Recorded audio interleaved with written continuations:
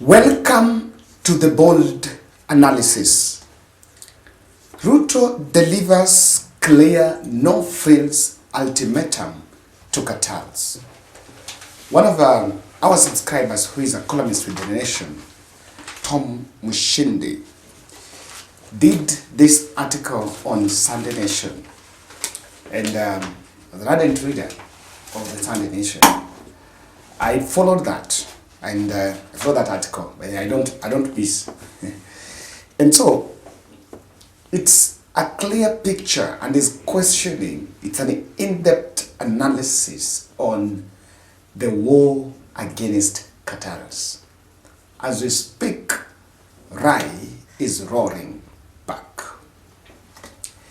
Kimeto Associates, which was the company that had been representing the complainants in court, the court case against Mumias Sugar, has gone back to court to cancel the notices of withdrawal of the said cases.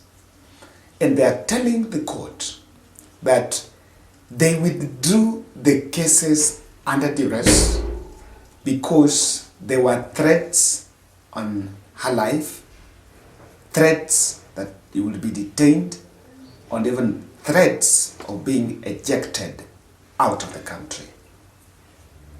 And so, this is a matter that she is saying, or the company, the law company is saying, that the cases were withdrawn without a clear plan on how they were going to recoup the 63 million legal fees on representing the rise, the Mumias Sugar case.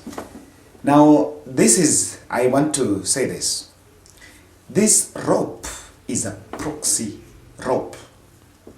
And the intention is not to scoop the 63 million legal fees, but clearly it is testing William Ruto's three options. I want us to pick it here. Ruto has been hitting cartels with what he calls death threats, jailing, or even exile from the country. And I want to say that Ruto did not mean death for killing, that being taken to heaven for killing, but being taken to heaven was a threat strategy to scare and scatter. The strategy of scare and scatter is there, and that is what was used. It didn't stop at the Rai issue. The next day, he said that is going to be the direction. And while acknowledging that there are some judges that normally sit on corruption cases and give favorable judgments on some specific cases, he also said that the three options will also go to the judges. He will also crack the whip on the judges. I received a call from a lawyer who is a very good subscriber in this channel, and was telling me, Kevin, in fact was challenging him, why are you guys not raising the question of the President William Ruto cracking the whip in judiciary while judiciary has a president? Should the sitting president address judges or Martha Koome? And I got that question, and I didn't have a position and something to say about it. Now, there's some credits I want us to take from the Kenya Kwanza in respect to this corruption. William Ruto is acknowledging that corruption is endemic. It is a deep-rooted syndicate that even crippled the previous administrations. The fourth president of the Republic of Kenya, Uhuru Kenyatta, was on record at one time asking, or of course confessing, that corruption gobbles 2 billion daily from government, money going to people's pocket. Number two, he was asked, "Mnataka nifanye nini? What do you want me to do?" Something that we saw as showing frustration, or like my hands are tied. And I remember Uhuru saying, "We have the courts. I have given the names. I've given them to the courts. We have the institutions. My hands are tied. The institutions are supposed to work." I want to give you a good example why this matter is not as light as William Ruto might look at it. Let's look at the Golden Bank, where Kamlesh Patni was dominant, was dominating, name was dominating. In the century-old, almost two centuries old, mega corruption scandal in the history of this country. It had demonstrated how money was used throughout both the regimes, starting from Moi regime to Kibaki regime and to Uhuru regime. Do you know that the Golden Bag scandal never got to its root? And I'm using that example because it was a scandal that was involving Treasury, the national government, the central bank, and of course, foreign investors. And it has demonstrated, it's what Ruto need to sit back and look at. It has demonstrated how corruption is not something working. It does not thrive in isolation. It is a system that it cannot stop and end with an individual. Today, if you exile Rai, that's sugar. Then let's look at another sector. You go to oil. Get one person who is importing, exile that one investor. Then is it going to work? There is something you need to look at. Under sugar, there is a sugar board which works under Ministry of Agriculture for the sugarcane farmers, and also Treasury. And sugar as a trade, there is Moses Korea dragged in it. Do you remember the recent contaminated sugar deal that went wrong somewhere around Thika? How did it end? Do you know why William Ruto went slow on it? Immediately he got his head in it. He created a hole. He realized there is a hole, but the hole is very shallow. Because the hole is very deep. Because when you got inside there, you dip your hand, when you remove your hand, you come out with the Moses Kuria. You come there, you come out with another MP. Come there, you come up with your closest friend. You come out there. So that's what happened. There's no difference between what's happening with the Rai issue and here. And now this is my position. William Ruto may have the right prescription to fight corruption, but take it from me. It cannot work on the streets, because Kenya is a law-abiding country.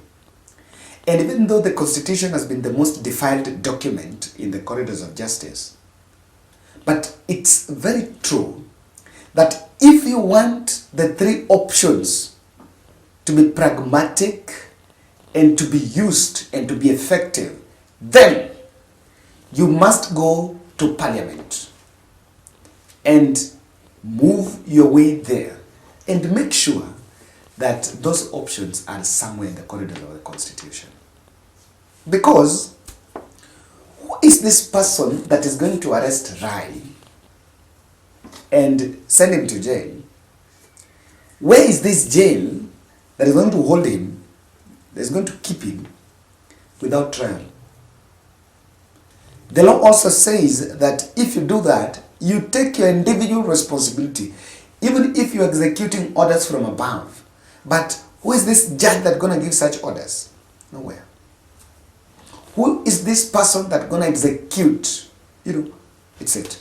Let's take, for example, China. China remains the world's leading executor.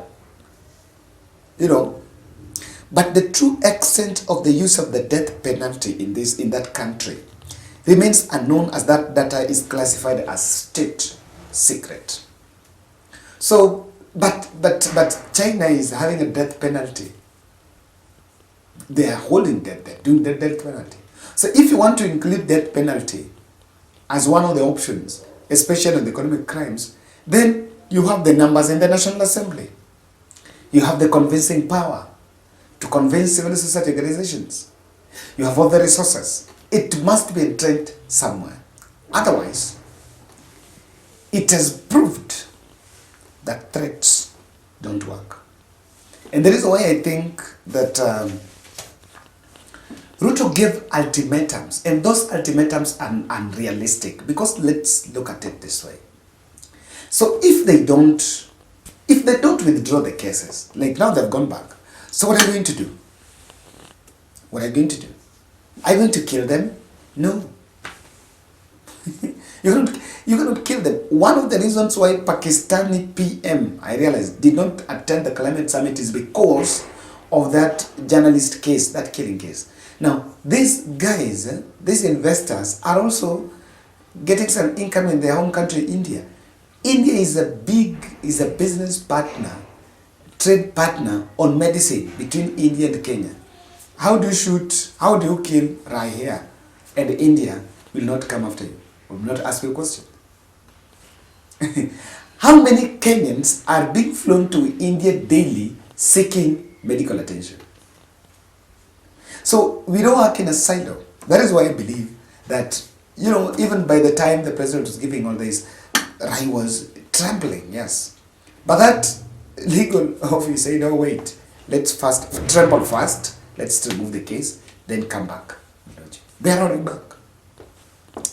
I am saying that Ruto must entrench everything in law because of these two reasons. Number one, Kenya Kwanza House is stinking and has also gone to bed with those cartels.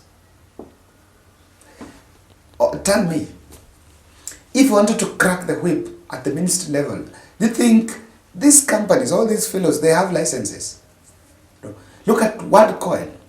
There was different positions, the same government. While Kindiki is talking about the safety of the public and these people are not right, and Elby Duwalo is saying that those people, in terms of paperwork, they did not breach any law. So even the house is thinking, and the corruption is a web that thrives in government. No one can establish any business here without the deep links in government. So that's the truth. So you must create a law that can help you crack the whip on everyone. It is the law that can also crack the whip on the judges you believe are part of the syndicate. If the ministries, they're part of the syndicate, the same law will cut across without it being a William Ruto thing. Otherwise, if that is not taken, then it will be true that the sugar belt storm was to woo the Western vote, and that will be a misplaced place. If we take it so that the whole hullabaloo about Rai was just about the sugar, we might really get on. Even though we understand that the sugar belt needs deep introspective. I saw a proposal of merging some companies, which I think is right, because they're struggling. Yeah, anyway, they're struggling. If they're being merged and paid, something that would make sense. But then, my point is from what Tom Shedd is saying.